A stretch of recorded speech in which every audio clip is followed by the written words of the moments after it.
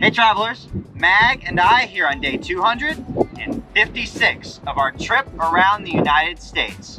We have now entered our final 3 days making our way east across the state of Oklahoma. Today was a bit of an add-on day to the schedule. We need to make it into Oklahoma City. We've already been through that entire center strip of the state, but Oklahoma City contains not only the County Challenge Final, but also the Delorme Challenge Final, necessitating us to make another trip down that way. That is what ultimately dictated our route for the day. Today, we have 290 miles to cover. Starting here from the Salt Plains National Wildlife Refuge, we're gonna make our way slightly east into Medford, and then we're gonna begin our steady drop south to get all the way into Oklahoma City. We will, of course, still be covering counties and pages along the way.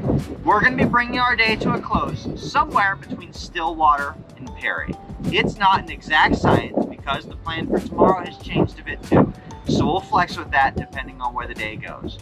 I know that we're going to have another good route making our way through Oklahoma, and since we're a little further south in the state, we're seeing a lot more of the rolling hills and grasslands rather than the farmlands that we were kind of seeing influenced out of Kansas. I think it's going to be a beautiful day. I think we're going to have lots of great geocaches to find. And I know either way, we're going to have a good time. You ready yet, Sean? I'm ready. Come on, let's go out there and see what today has in store. Let's go. Established by President Herbert Hoover in 1930, the Salt Plains National Wildlife Refuge contains 32,000 acres of protected lands as habitat for about 300 species of birds and 30 species of mammals. The refuge was established with the intent of providing a resting place and breeding ground for migratory waterfowl, especially during fall and spring. It also provides a critical habitat for several endangered species, including the whooping crane, snowy plovers, bald eagles, and peregrine falcons. In exploring the salt flats, you will find it is divided into near equal areas of non-vegetated salt flats, open water, and vegetated land, to include marshes, woods, grasslands, and crops. Our first stop after exiting the salt flats is the small city of Medford, the county seat of Grant County, with a population of about 900 people. Small cities like Medford have become my preferred location for geocaches moving along my route. It is just small enough that you can see most of the main features of the town with just one short trip down Main Street, but large enough that there are still a few geocaches to be found around the area. With its convenient location at the intersections of Highway 81 and 11, this historic spot along the Chisholm Trail is the perfect city to stop in for a few minutes and enjoy the sights on your way to other destinations. Enid, the county seat of Garfield County, is a significantly bigger city with a population of about 50,000 people. We only had one must-stop place in the city though, and that was the Midgley Museum. The exterior of the home is comprised of 34 different kinds of stones, fossils, and petrified wood. This serves as not only a neat spot to come check out, but a great site to host an earth cache too. Making our way through the targets today, we found that there were many spots Ai-chan could get out and help me with the hunt. Well, when she felt like it anyway. As was the case yesterday, there were many stops at quiet cemeteries along lonely country roads. And once again, we found ourselves walking to the edge of the grounds and dipping into a cedar tree to track down a micro. Then we came across a familiar series that we haven't seen since the last time that we were geocaching Oklahoma. I had almost forgotten just how much Oklahoma confused Clark Kent. Sure is good to be back, although once again, I don't think I'll be making any phone calls off this one. Heading south toward Oklahoma City, we see a light on the prairie and know we have reached Hennesey, with a population of about 2,000 people. This small city, like many in the area, was born with the run into the unassigned lands of central Oklahoma. It received its official dot on the map with the establishment of the post office in July of 1889. It was named Hennesey for Pat Hennesey, an Irish freighter killed at the present site of the town in April of 1874. His body was originally buried at the Pat Hennesey Memorial Park at the intersections of Iowa and Arapahoe Street. At some point in time, his body moved, presumably not on its own. A similar marker honoring the namesake resident of the town can also be found at Memorial Park along Main Street. The memorial monument honors the veterans of World War I and World War II who so valiantly and triumphantly defended our national honor. The centerpiece of the park is a tribute to Roy Cashian of the Rough Riders, who was killed July 1st of 1898 on San Juan Hill, Battle of Santiago, Cuba. There were no additional stops planned on the long jump between Hennesey and Oklahoma, but we could not help ourselves to stop off once we saw the city of Reno, the county seat of Canadian County with a population of about 16,000 people. This city was also established during the Land Run of 1889 and lays at the intersection of two historic highways, Route 66 and the Chisholm Trail on Highway 81. This is one of those times where we allowed the Adventure Lab stages to act as our tour guide. Each of its 10 stages brings you to an interesting location in town that helps you delve deeper into its history. The town was named due to its close proximity to the military post of Fort Reno. With Reno City located just 5 miles away on the north side of the Canadian River, the postmaster gave the town the designation of L to differentiate the two. When the rail company announced that they would be running their lines south of the Canadian River, Reno City was abandoned, with most of its residents relocating into El Reno. The nearby Fort Reno served on for many years as a remount station for horses and mules of all branches of the military. Being the regional headquarters, they had more than 14,000 horses and mules on site at any time. The Fort Reno Remount Cowboys continued to serve through the years until the fort was finally decommissioned after World War II in 1948.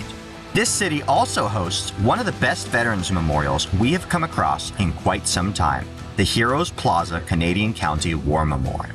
Dedicated on July 4th of 2000, the plaza was erected by the citizens of Canadian County to honor the memory of the 205 brave men from the county who gave their lives in the 4 great wars of the 20th century.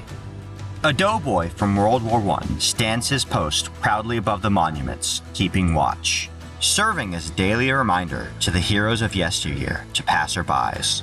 The quote featured here from President Lincoln reads, "It is for us to be here dedicated to the great task remaining before us, that from these honored dead we take increased devotion to the cause for which they gave the last full measure of devotion, that we here highly resolve that these dead shall not have died in vain." Finally making it into Oklahoma City, we have time enough for one stop, so decide to come to the Bricktown River Walk Park to visit the Centennial Land Run Monument.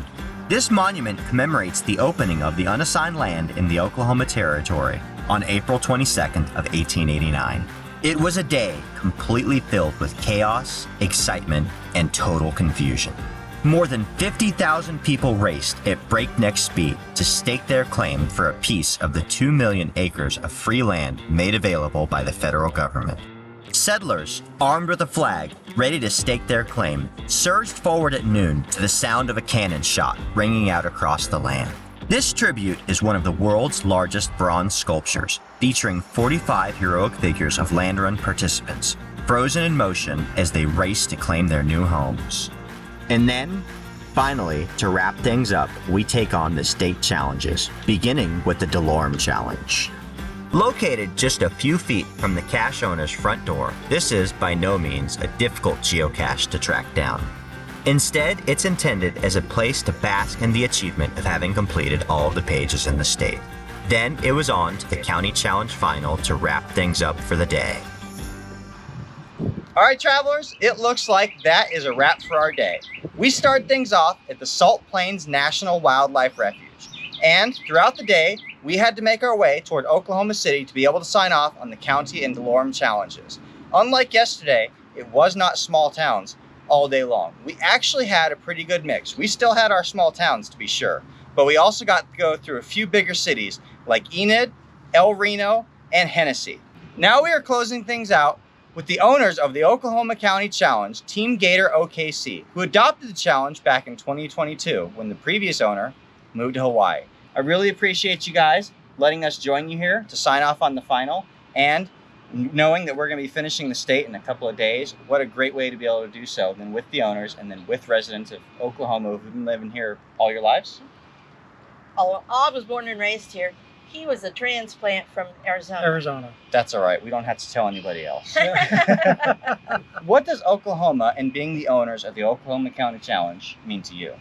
we love Oklahoma. Of course, me being born and raised here, Oklahoma is one of the friendliest states you're going to be in.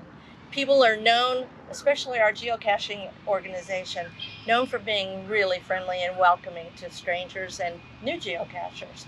And owning the challenge is a special blessing for us because we started out and we were the 8th person to finish the challenge, and then we were able to adopt the challenge. And as we were doing the challenge ourselves, we started thinking it would be a really good idea if people had something they could depend upon whenever they came through the state. So we began setting our I See Dead People series. And some of these little counties are kind of obscure. You're not real sure if you're going to find anything along the road that you're traveling. If you look for an I See Dead People, you're pretty much assured that you're going to find something in that county. And we have seen a lot of those I See Dead People, and you have seen a lot of those I See Dead People hides. And I have definitely felt the friendliness and hospitality right here in Oklahoma with the geocache owners for the County State Challenge. Thank you guys for having us. Thank you. And thank you guys for joining us. Like this video, subscribe to stay tuned for daily updates, and we'll see you out on the trail.